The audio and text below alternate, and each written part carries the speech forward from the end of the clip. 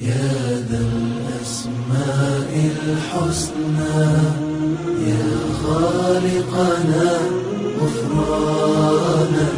بسم الله الرحمن الرحيم. اللهم اجعلني فيه من المتوكلين عليك،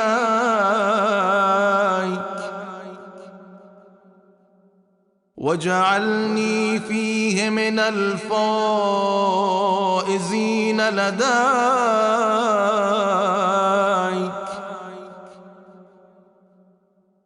واجعلني فيه من المقربين إليك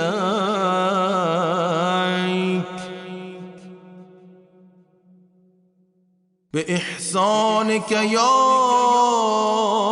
غاية الطالبين.